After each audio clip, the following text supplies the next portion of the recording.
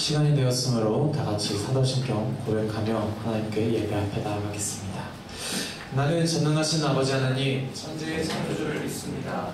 나는 그의 일하신 아들 예수 그리스도를 믿습니다. 그는 성령으로 잉태되어 성령 아래에서 나시고 본디오 빌라도에게 맞아다가 십자가에 못 박혀 죽으시고 장사된 지 4일 만에 죽은 자 가운데서 다시 살아나셨으며 하늘에 오르시어 전능하신 아버지 하나님 은혜한 자 계시다가 거기로부터 살아있는 자와 죽은 자를 심판하러 오십니다. 나는 성령을 믿으며 거룩한 공공교회와 성도들의 교제와 죄를 용서하는 것과 영원히 부활과 영생을 믿습니다. 아멘.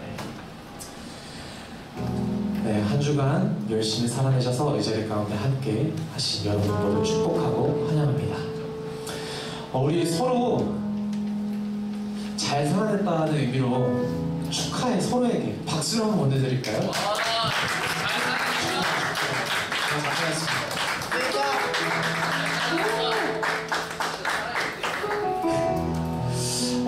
2월 한 달간 수련회 주제 말씀을 통해서 그리고 수련회에 있는 곡들 위주로 좀 많이 진행하려고 합니다. 그래서 많이 생소한 곡들도 있을 거고요. 정말 처음 듣는 곡, 아니면 정말 반가운 곡도 정말 많을 것 같아요.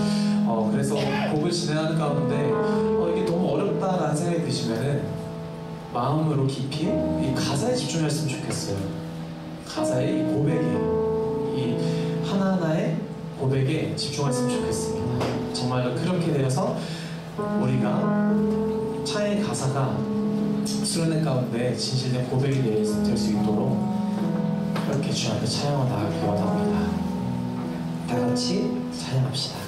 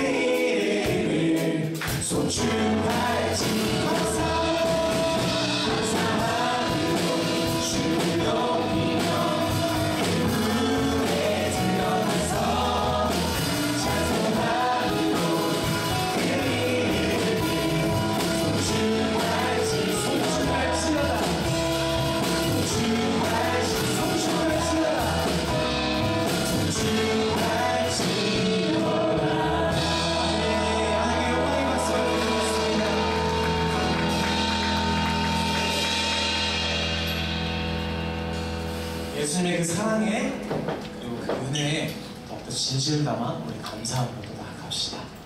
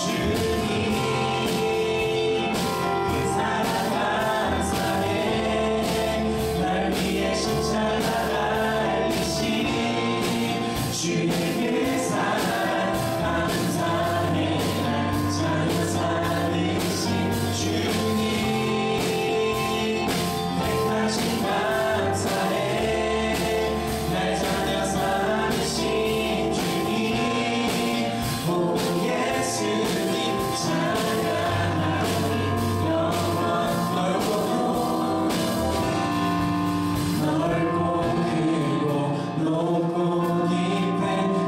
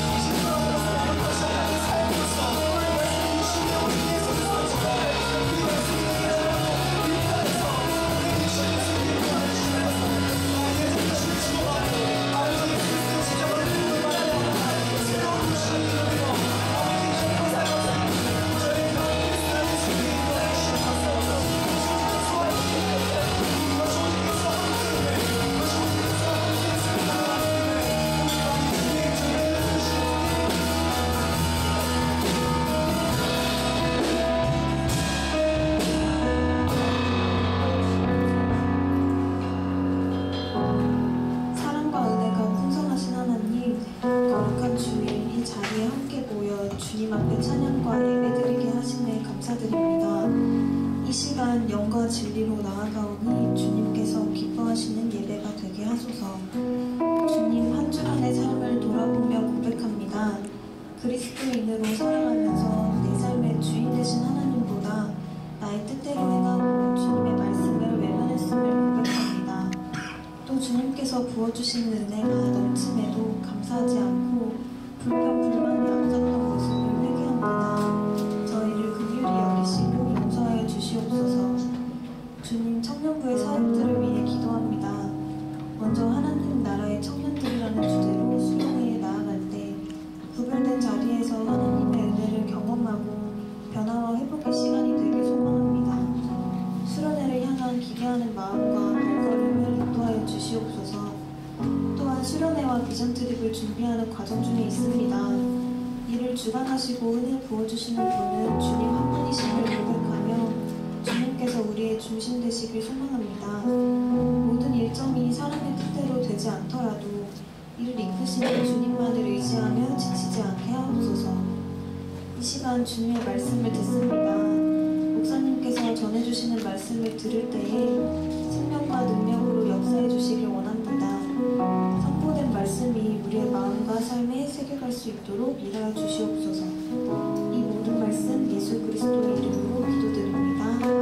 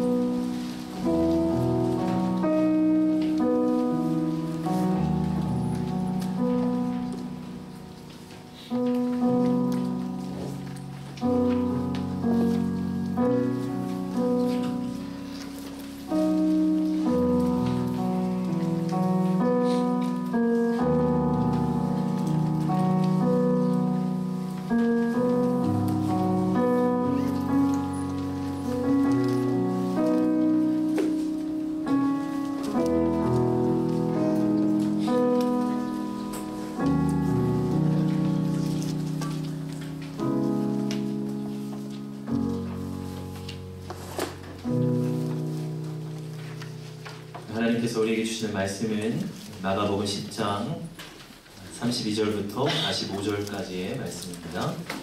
우리 시간 하나님 말씀을 경외하는 마음으로 그 자리에서 들어가시겠습니다.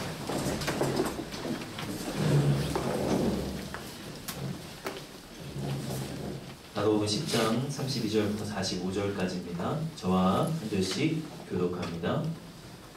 예루살렘으로 올라가는 길에 예수께서 그들 앞에 서서 가시는데 그들이 놀라고 따르는 자들은 두려워하더라.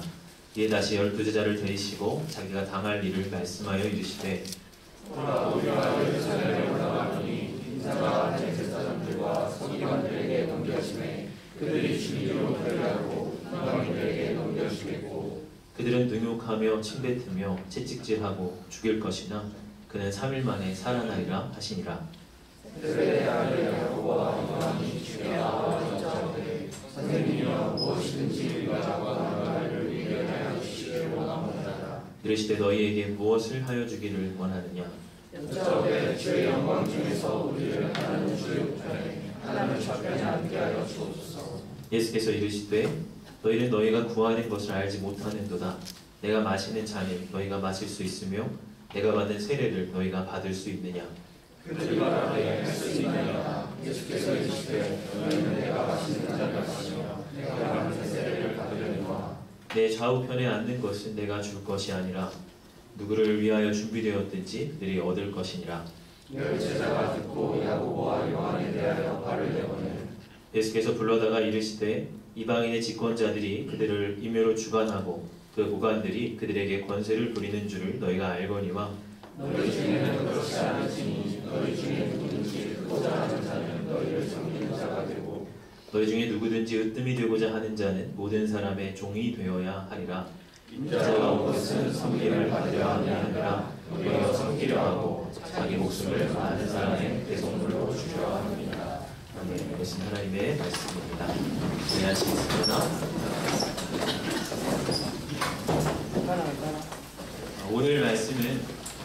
예수님께서 예루살렘으로 올라가실 때에 생긴 일입니다.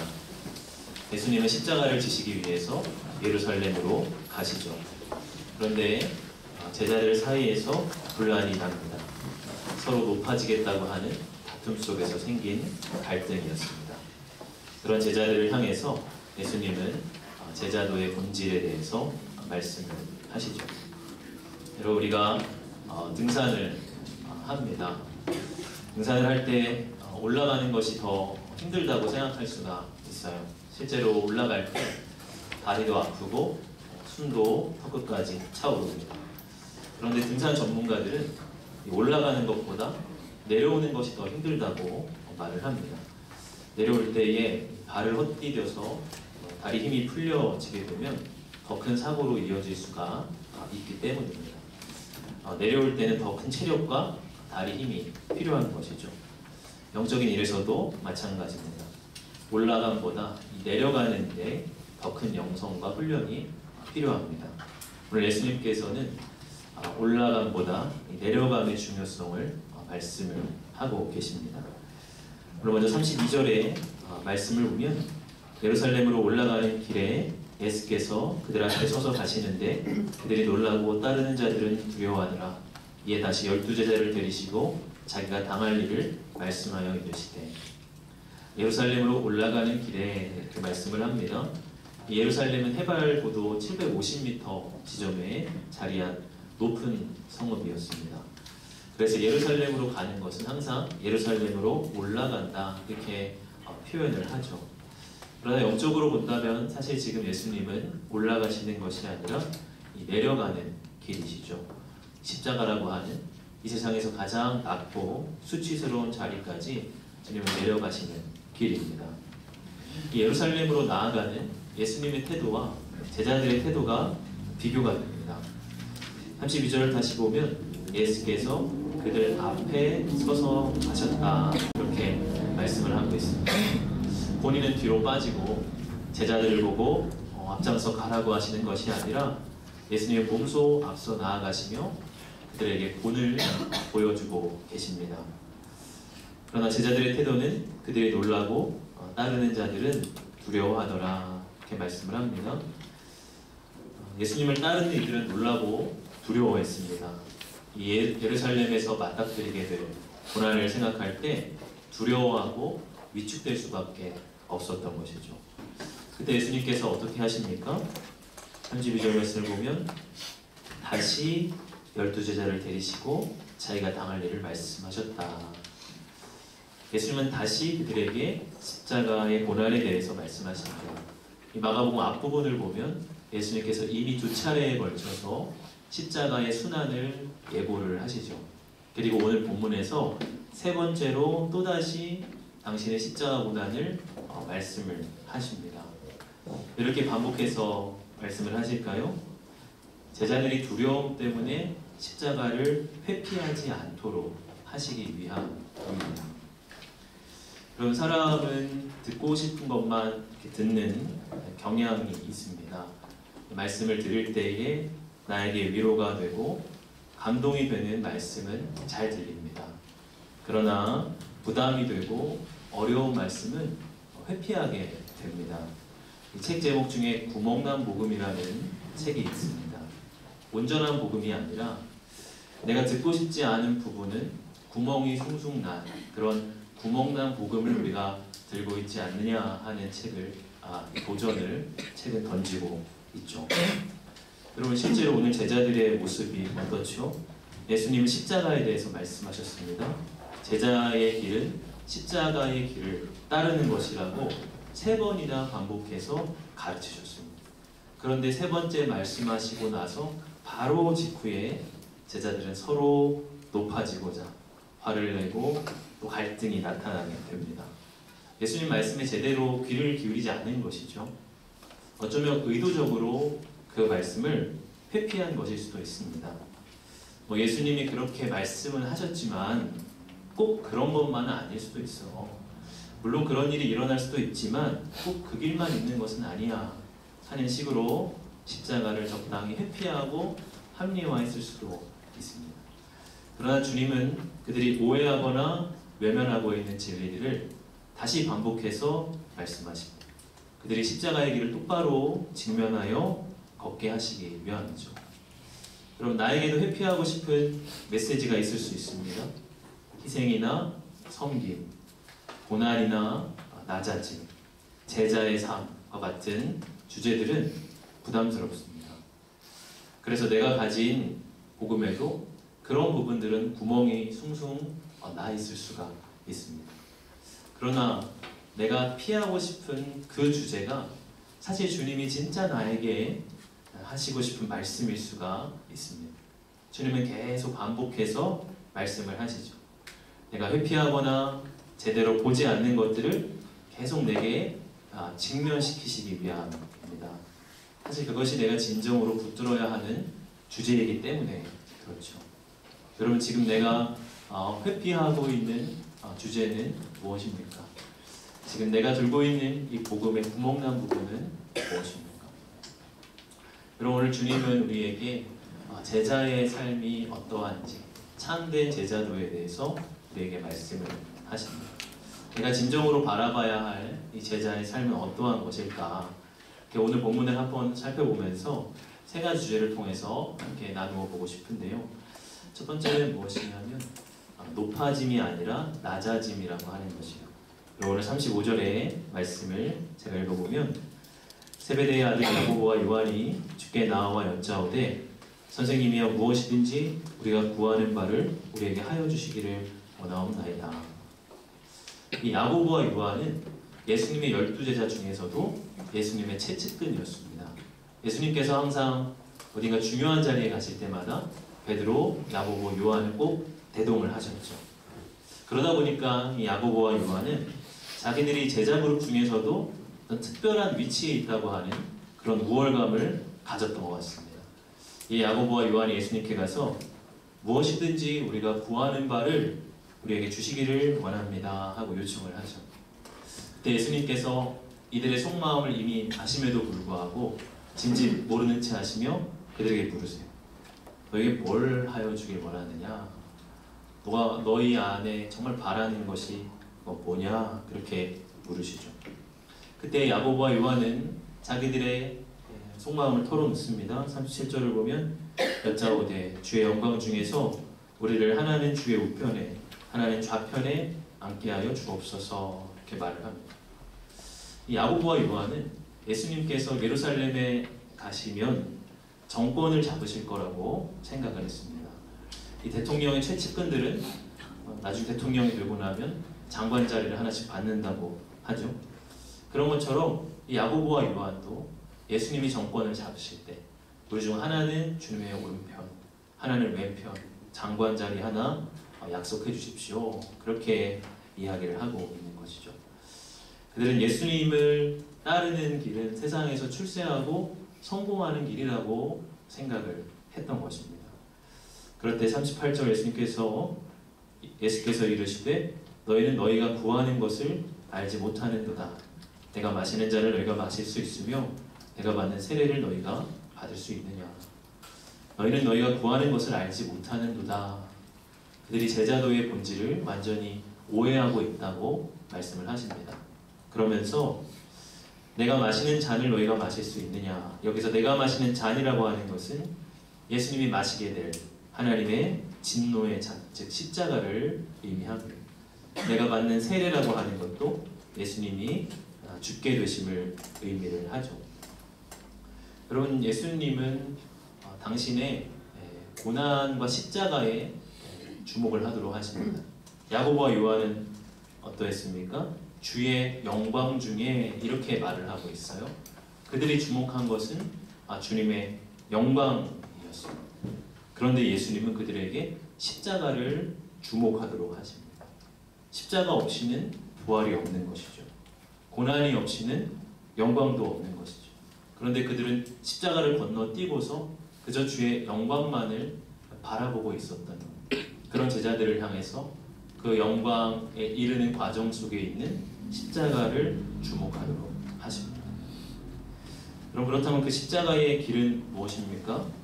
오늘 앞서서 43절과 44절의 말씀을 보면 너희 중에는 그렇지 않을지니 너희 중에 누구든지 크고자 하는 자는 너희를 섬기는 자가 되고 너희 중에 누구든지 으뜸이 되고자 하는 자는 모든 사람의 종이 되어야 하리라 말씀하셨습니다. 참 역설적인 말씀입니다. 누구든지 크고자 하는 사람은 섬기는 사람이 되어야 하고 으뜸이 되고자 하는 자는 모든 사람의 종이 되어야 한다 이렇게 말씀을 하십니다. 진정 낮은 자리에 있는 그 자가 바로 하나님 나라에서는 가장 높은 자라고 하는 것이요.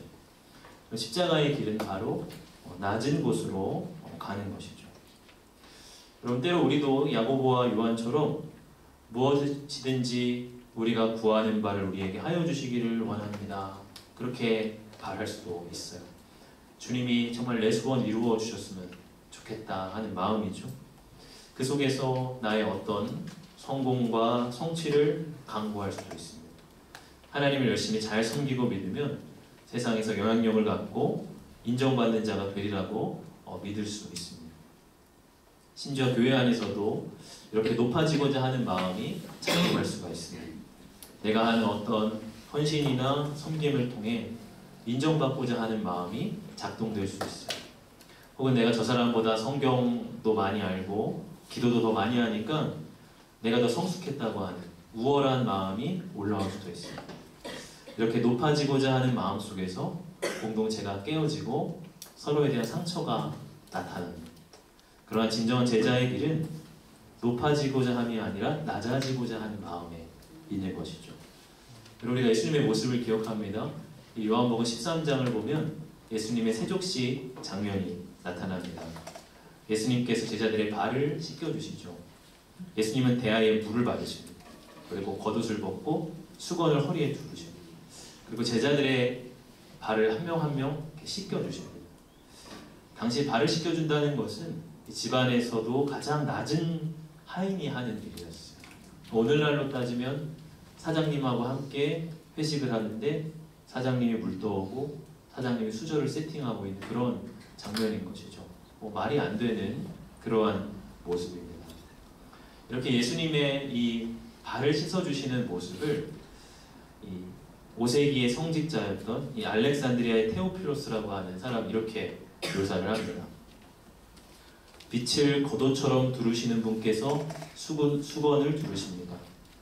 물을 당신의 구름으로 싸매시고 시면을 봉하신 분께서 허리에 띠를 두르십니다. 가죽 부대에 모으듯 바닷물을 모으시는 분께서 대야에 물을 부으십니다. 장병으로 하늘을 재시고 땅을 소나게 해주시는 분께서 당신의 깨끗한 손바닥으로 제자들의 발을 닦아주셨습니다.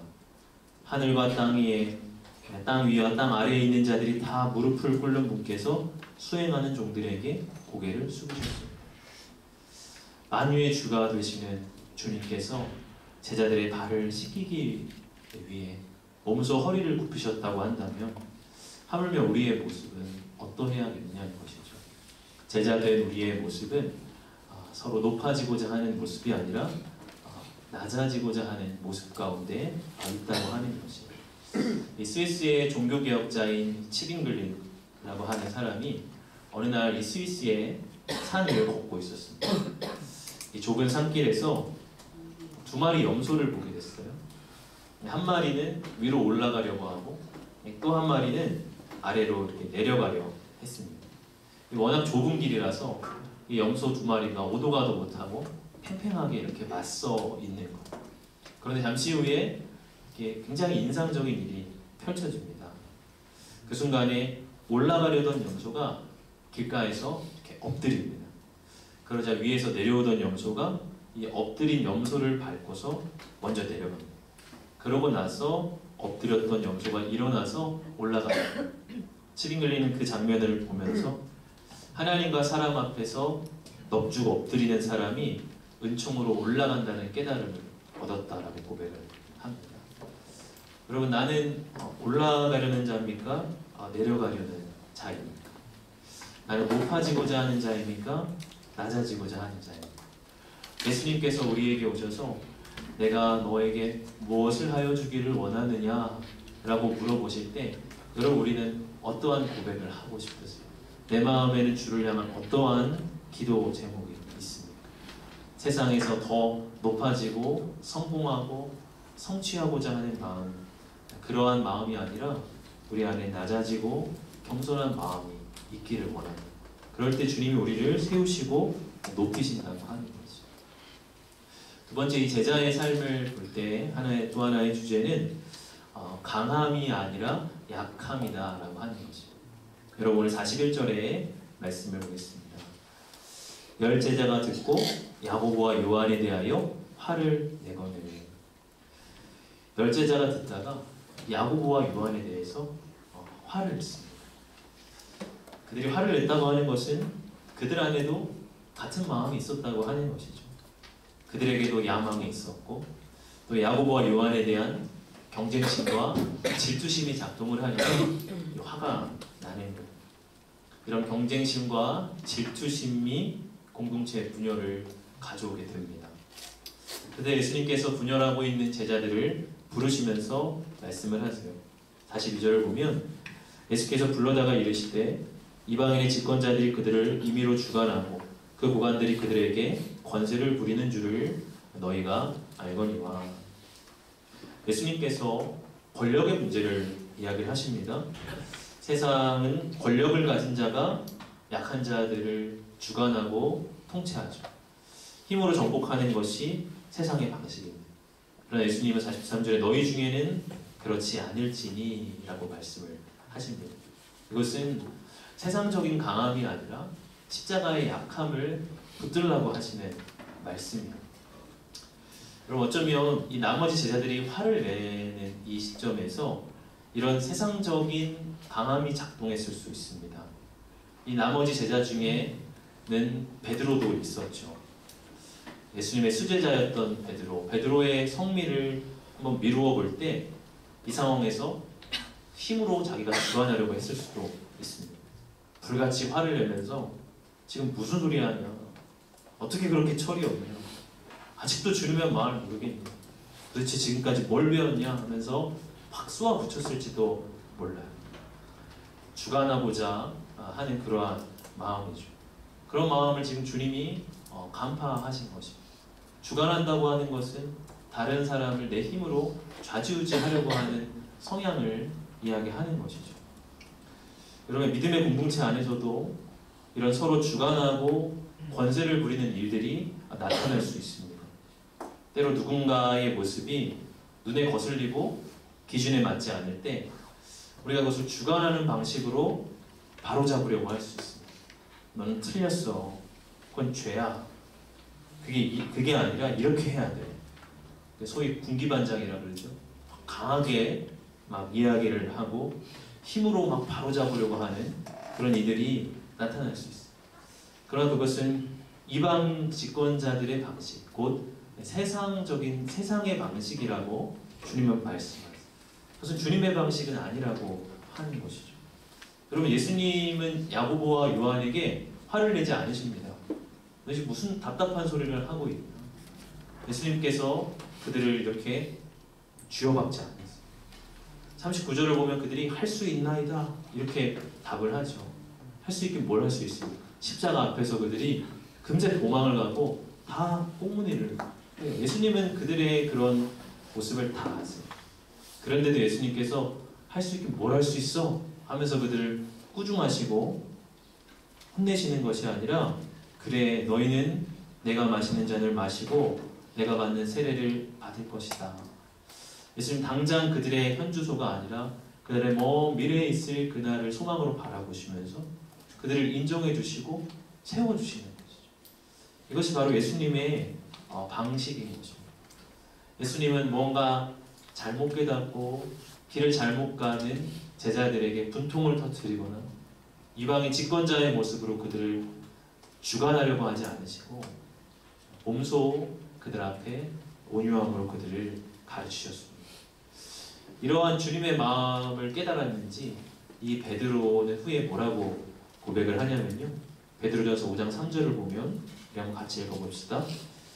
맡은 자들에게 주장하는 자세를 하지 말고 양무리에 본인이 되라. 여기서 주장하는 자세라고 하는, 주장하는 이라고 하는 말과 오늘 본문에서 임의로 주관하고 라고 하는 말이 동일한 원어 단어를 쓰고 있어요. 베드로는 아마 이 사건을 통해서 예수님의 마음을 느꼈을 것입니다. 예수님은 예루살렘으로 올라가는 길에 친히 그들 앞에 서서 가시죠. 말로만 억지로 그들을 끌어가려고 하시는 것이 아니라 친히 그들의 본이 되셔서 먼저 십자가를 지십니다. 이런 예수님을 바라본 베드로는 양무리에게도 주관하거나 강요하는 방식이 아니라 본을 보이는 방식으로 나가야 함을 이야기해요. 세상적인 어떤 강함을 내려놓고 예수님의 이 온유함을 본받기로 그는 결심을 했습니다. 한번 어떤 지체가 저한테 이런 말을 한 적이 있어요. 목사님, 저희들은 혼이 좀 나야 돼요. 설교할 때 한 번씩 세게, 강하게 그런 설교를 좀 해주세요. 혼내고 때리는 설교를 좀 해주세요. 저는 그런 설교를 들어야 뭔가 시원하게 와닿아요. 그런 말을 한 적이 있어요. 그걸 들으면서 야, 앞으로는 좀 강하고 좀 때리고 이런 설교를, 채찍을 드는 설교를 좀 해야겠다. 그런 생각을 한 적이 있어요. 물론 때로 그런 강한 설교도 필요하겠죠. 그런 어떤 강한 카리스마를 가진 그런 목회자, 그런 설교자들이 이렇게 보면서 야, 대단하다 그런 생각도 들기도 합니다. 근데 그 즈음에 제가 하나의 책을 읽었는데 티머시 곰비스라고 하는 신약 학자의 책인데 약한 자의 능력이라고 하는 책이었어요. 그 책을 그쯤에 읽으면서 이 책이 저의 목회관과 또 교회관에 참 많은 부분을 형성하는 책이 됐습니다. 책의 한 부분만을 이렇게 인용을 해보면 이런 이야기가 있어요. 목회자들은 개인적인 카리스마와 힘이 있는 가짜 인격을 키우고 다른 사람들에게 강한 인상을 남기며 사람들에게 자신감을 불어넣는 유능한 분위기를 연출하려는 유혹에 직면한다. 그러나 바울이 볼 때 그러한 목회 개념과 그에 따르는 자세와 전략은 위험으로 가득 차 있다. 그것들이 바로 하나님의 능력을 약화시키고 몰아내는 목회 행위들이다. 십자가를 지향하는 목회는 다른 사람이 뛰어들고 참여할 공간을 제공하고 자리를 만들어준다. 이런 접근 방법은 다른 사람을 믿어주고 권한을 부여한다. 이 책에서 시종 1관 십자가의 약함을 붙들 때 그 속에서 성령님의 강하신 역사가 나타남을 계속해서 이야기를 합니다. 세상에서는 센 것들이 인정을 받죠. 무시받지 않기 위해서 세져야 되고 경쟁사회에서 우위를 점하기 위해서 더 강해져야 합니다. 그런 세상의 역동성이 우리 제자 공동체 안에서도 역사할 수 있어요. 경쟁하는 마음, 지기 싫어하는 마음, 강하게 남을 통제하고 주관하려고 하는 마음들이 우리 안에 들어올 수 있습니다. 그러나 그것은 주님의 영이 아니라 세상의 영인 것을 우리는 늘 분별하고 깨어 있어야 합니다. 우리는 세상적인 강함이 아니라 십자가의 약함을 붙들며 나아가야 합니다. 우리의 공동체 안에는 이러한 십자가의 영성이 중심에 자리하고 이 십자가의 영성과 영향력이 우리 안에는 늘 흘러야 합니다. 이 십자가의 영성만이 세상의 방식과 영성을 몰아내는 하나님의 능력이 되는 것이죠. 마지막 세 번째 주제는 받는 것이 아니라 주는 것이다 라고 하는 것입니다. 오늘 45절의 말씀을 보면 우리 한번 같이 읽어봅시다. 인자가 온 것은 섬김을 받으려 함이 아니라 도리어 섬기려 하고 자기 목숨을 아는 사람의 대속물로 주려 함이니라. 예수님은 받기 위해 이 땅에 오신 것이 아니라 주기 위해 이 땅에 오셨다 이렇게 말씀을 하십니다. 예수님은 시간을 주셨죠. 그리고 예수님은 마음을 주셨습니다. 또 마지막에 예수님은 당신의 생명까지 우리를 위한 대속물로 주셨습니다. 예수님이 십자가의 죽으심으로 온 인류에게 구원의 생명이 흘러갔습니다. 예수님은 그야말로 아낌없이 주는 나무처럼 계속 우리에게 내어주시는 분이었습니다. 그런 예수님께서 이렇게 말씀을 하십니다. 우리 사도행전 20장 35절을 보면 같이 한번 읽어봅시다. 범사에 여러분에게 모본을 보여준 바와 같이 수고하여 약한 사람들을 돕고 또 주 예수께서 친히 말씀하신 바 주는 것이 받는 것보다 복이 있다 하심을 기억하여야 할지니라. 예수님께서 친히 주는 것이 받는 것보다 복이 있다 그렇게 말씀을 하십니다. 여러분 사실 받고자 하는 마음 때문에 우리 안에 상처와 좌절이 생깁니다. 내가 응당 이만큼 받아야 되는데 왜 안 주지? 그런 것 때문에 실족을 하게 되고 원망을 하게 돼요. 마땅히 내가 받아야 할 권리만 생각한다면 우리 안에 생기는 것은 원망과 불평뿐이에요. 그러나 주고자 하는 마음이 있다면 그 마음은 늘 풍성합니다. 줄수록 내 안에 감사와 기쁨이 자라게 됩니다. 주는 것이 받는 것보다 복이 있는 것이죠.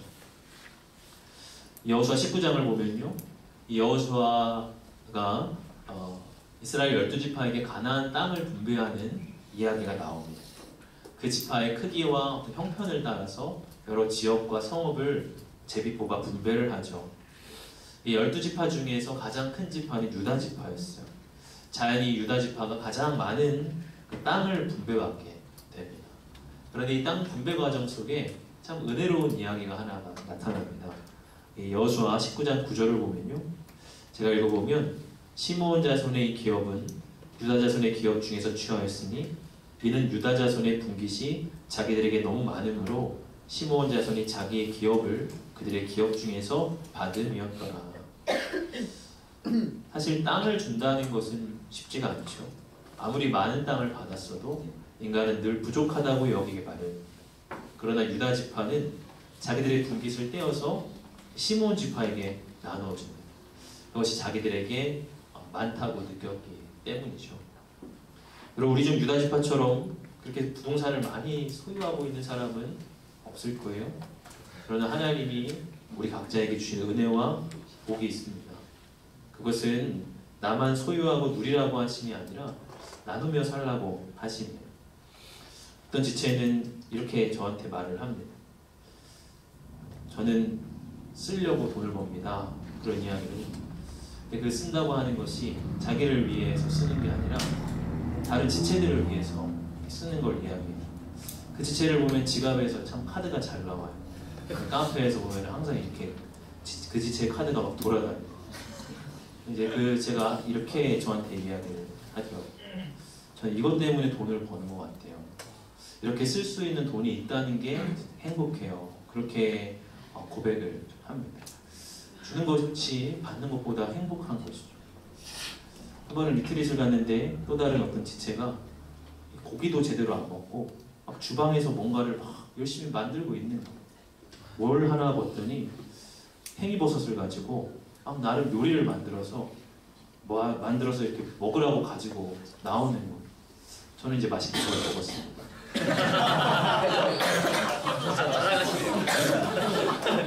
맛있게 먹었는데 이렇게 자기는 이렇게 잘 식사를 챙기지 못하고 이렇게 섬기기 위해서 또 이렇게 공동체가 먹도록 그것을 만드는 그런 모습을 봤어요. 어떤 경우는 아침에 이렇게 일어날 때 누구보다 일찍 일어나서 그 아침 식사를 먼저 이렇게 준비하고 이렇게 마련했던 그런 지체도 있어요. 수련회나 MT 같은 것을 보면은 열심히 가만히 있을 새 없이 설거지를 하고 청소 정리를 하고 무언가를 준비하고 마련하는 그런 모습들을 이렇게 많이 봐요. 그럴 때 이제 엉덩이가 무거운 사람들은 이렇게 꼭 교회 온 지 얼마 안 된 사람들, 혹은 아직 영적으로 아직 어린 아이인 사람들, 그런 사람들이 이제 엉덩이가 무겁더라고요.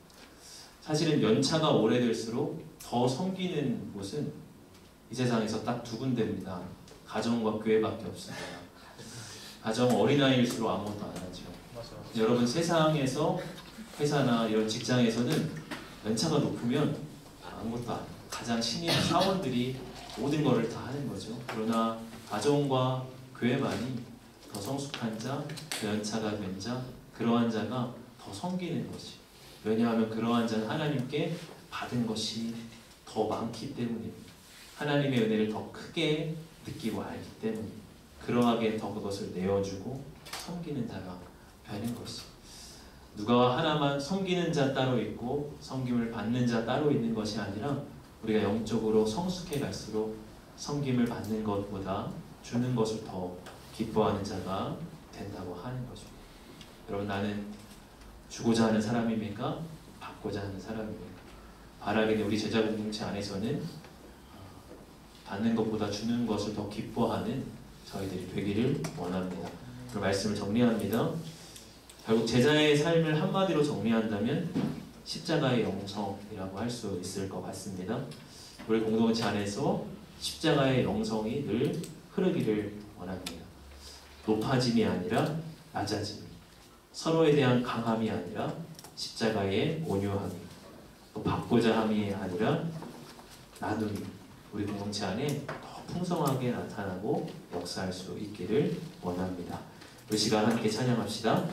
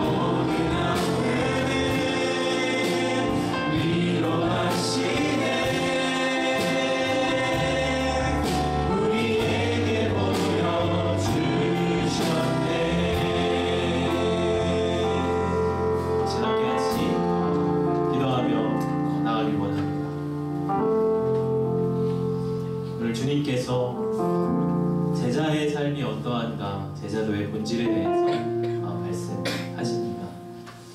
세상에 속하여 살아가는 우리 안에는 세상적인 마음이 계속해서 꿈틀거리고 있고 역사하고 있습니다.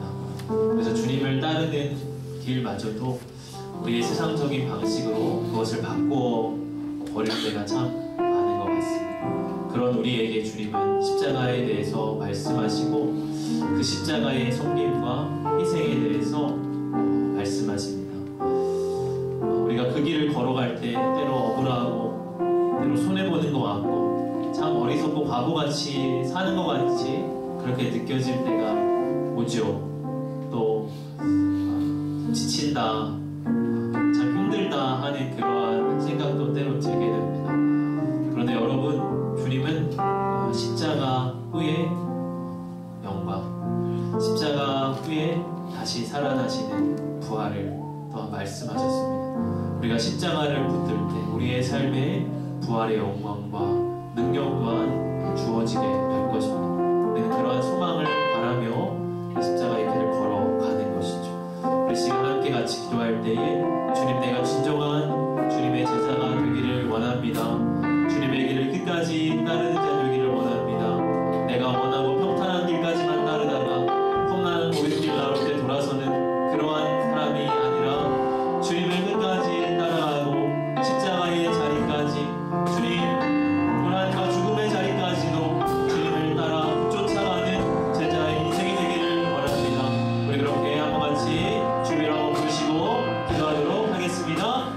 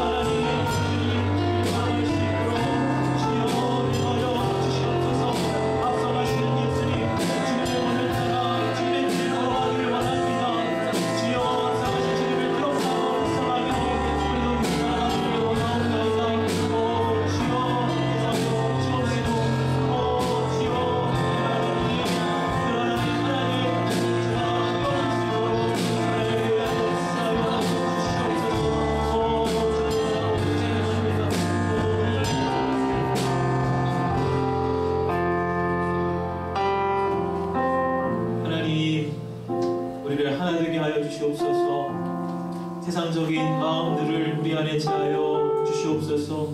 분열하고 갈등하고 다투는 모습, 그러한 공동체의 분란이 하나님 우리 안에는 다 몰아넣어 가게 하여 주옵시고, 세상의 방식이 아니라 십자가의 방식이, 십자가의 영성이 우리 몸체 안에 늘 흐르게 하여 주시옵소서. 앞서가신 예수님, 우리가 십자가의 길을 걸으며 힘들고 지칠 때마다 몸소 본을 보이신 예수님을 묵상하며 나아갑니다. 그러한 주님의 모습이, 그러한 주님의 섬김이 우리에게 힘되게 하여 주시고 우리에게 다시금 소망이 되게 하여 주시고, 주여 제자의 삶을 묵묵히 살아갈 때 또한 하나님 그러한 자들을 찾아가시고 더 깊이 만나주시고 더 깊이 위로하여 주시옵소서. 오 주님, 우리를 위하여 십자가의 대성물로 자기 목숨을 주신 주님의 희생과 섬김을 우리 안에 새기며 우리도 우리의 것을 내어주며 섬김의 삶을 살기를 원합니다. 주여, 우리가 참 제자로서 살아가게 하여 주시고 주의 길을 끝까지 묵묵히 따라가는 주의 백성을 되게 하여 주시옵소서. 이 시간 주님 앞에 예물 올려드립니다. 주정원금으로 선교의 예물로 11조로 새성전주 주원금으로 주 앞에 올려드리오니 주님 예물 기뻐 받아 주시옵소서. 하나님 우리 청년들이 헌신한 귀한 예물 하나님의 나라와 교회를 위하여 아름답게 사용하여 주시옵소서. 감사를 드리며 예수님 이름으로 기도하옵나이다. 아멘.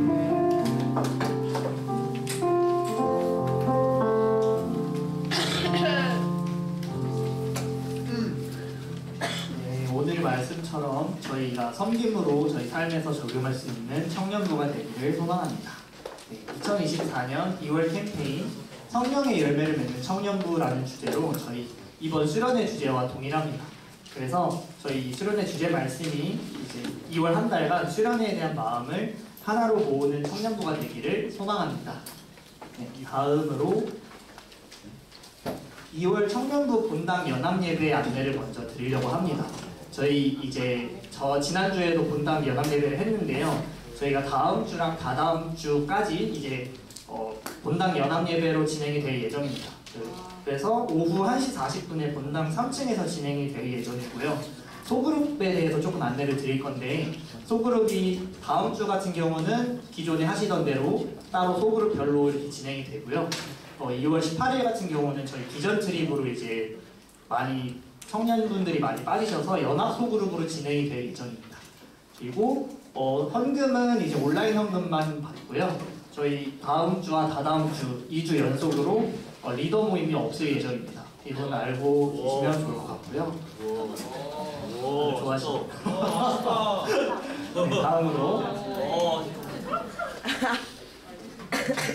네, 다음으로 넘어가겠습니다.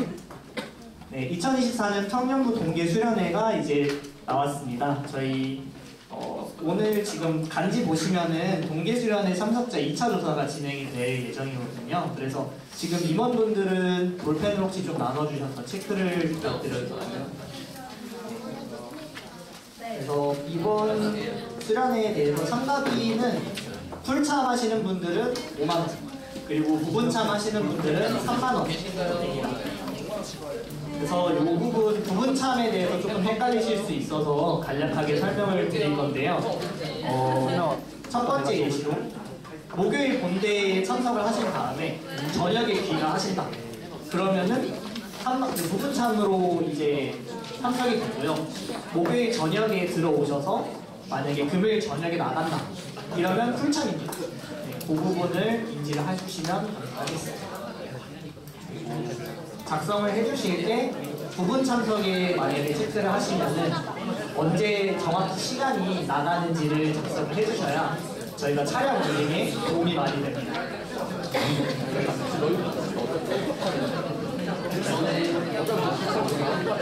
자차를 이용해 주시는 분들은 자차를 많이 작성을 해주세요. 나올 때가 몰라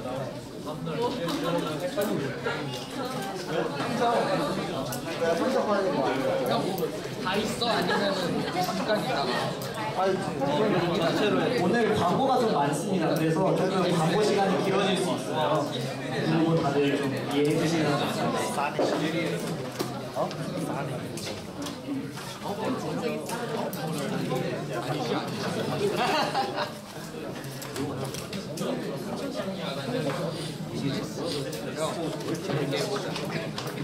네, 웬만하면 좋은 참 내지 풀참을 부탁을 드립니다.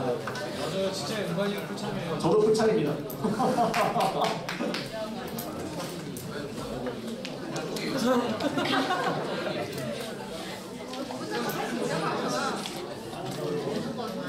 못 알아들었어.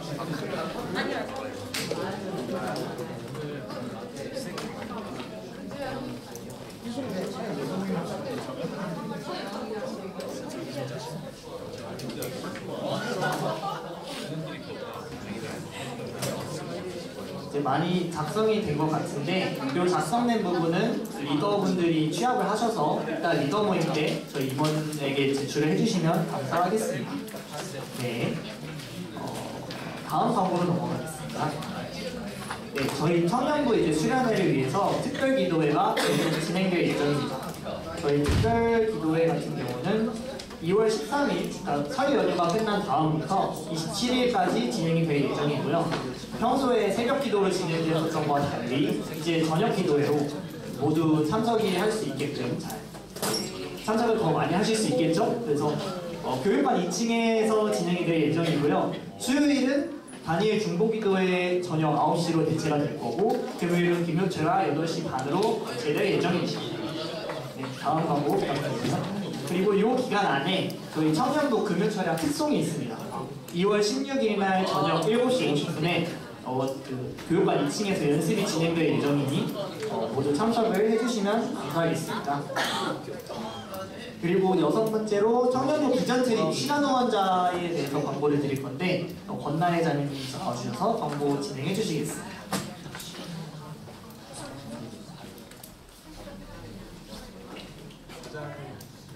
안녕하세요. 2024년 태국 비전 트립 팀장 권나혜입니다. 저희 비전 트립이 벌써 2주가 남았습니다. 그래서 2주 동안에 준비하고 있는 것이 이것저것 정말 많은데 그 전에 저희가 또 좋은 날이 설 명절이 앞다가 왔는데 그래서 설 연휴 기간인 2월 11일 주일에 여기 써있는 대로 오전 9시부터 오후 1시까지 해서 1시간만 저희가 시간 후원자를 지원을 받고 있습니다.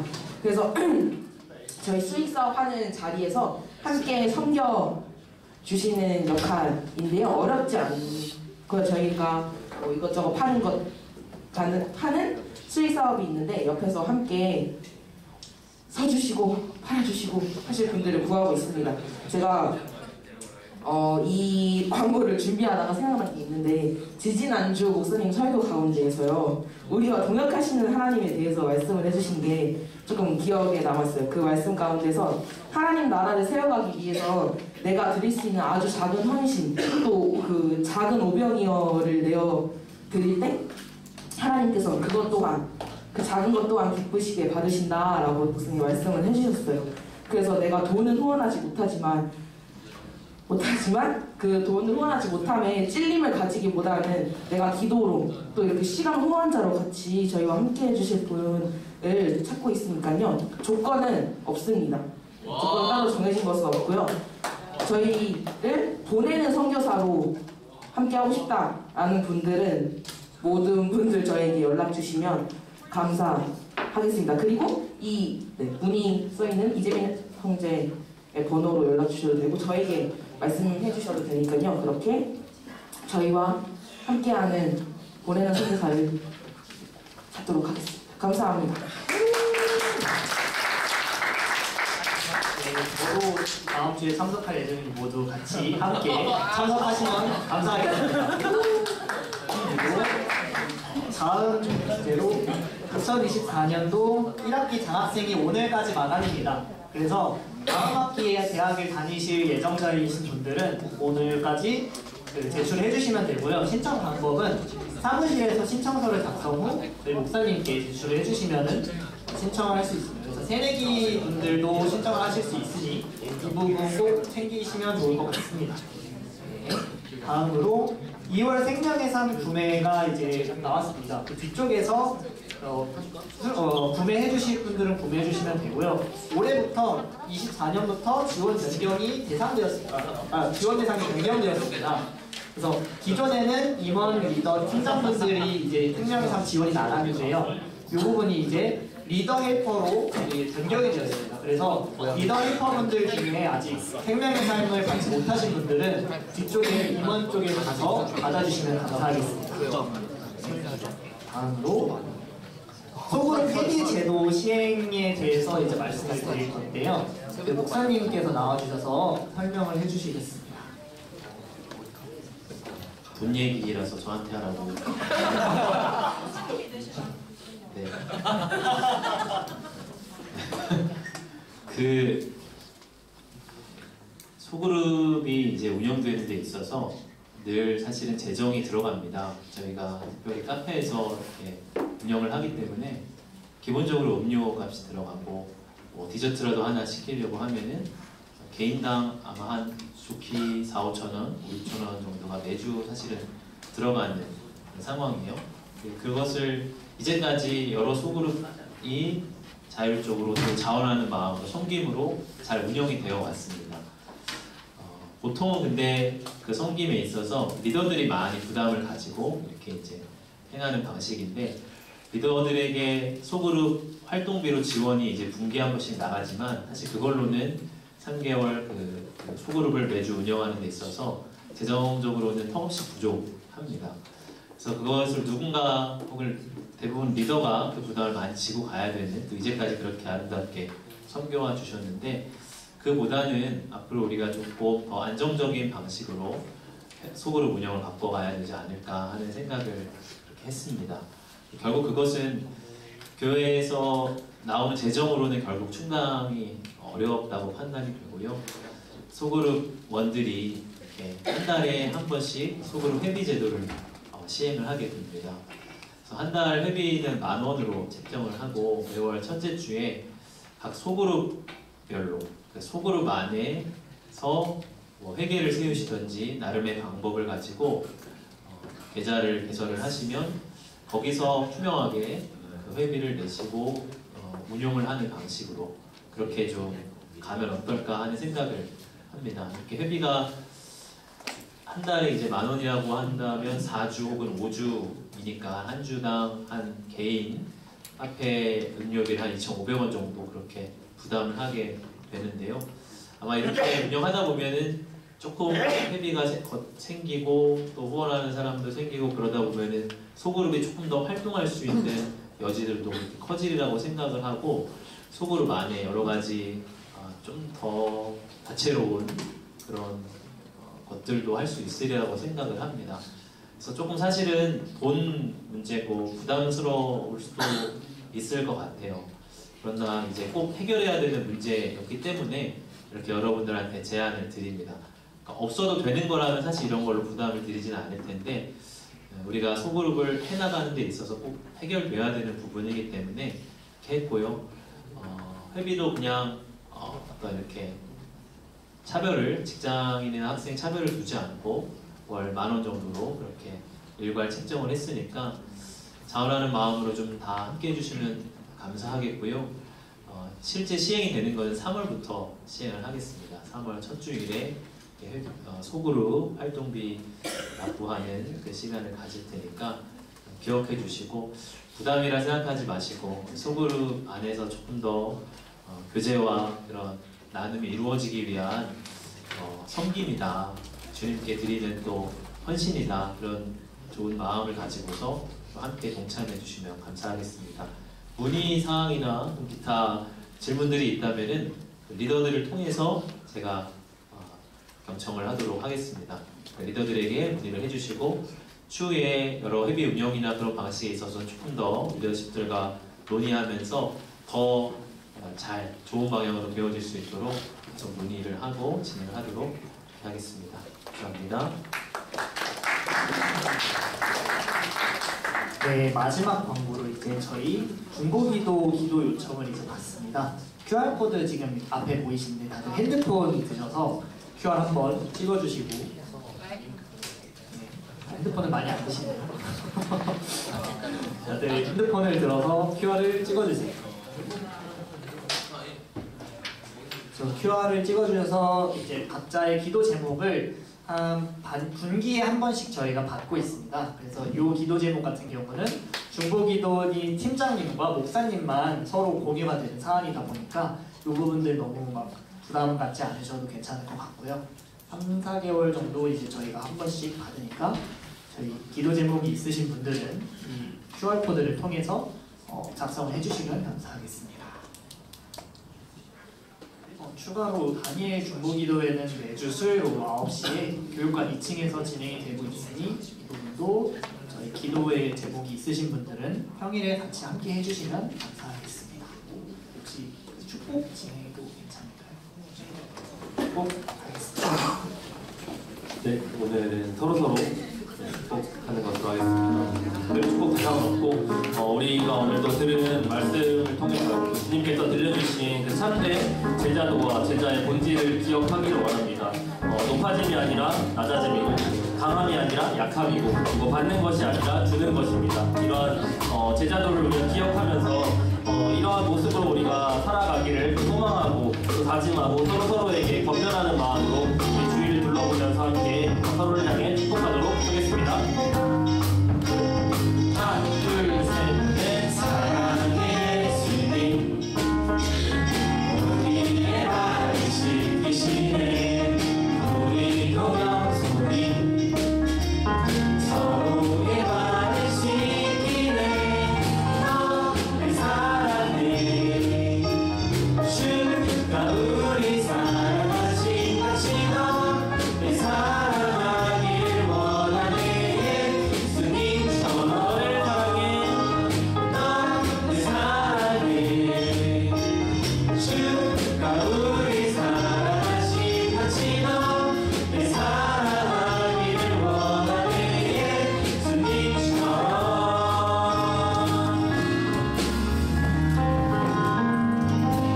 우리 주 예수 그리스도의 은혜와 하나님의 사랑과 성령의 교통하심이 십자가를 바라보며 참된 제자의 길을 걷기를 제가 소망하고 결단하는 이 자리에 모인 모든 주의 백성들 머리 위에 이제로부터 영원까지 함께 하시기를 간절히 축원하옵나이다. 아멘.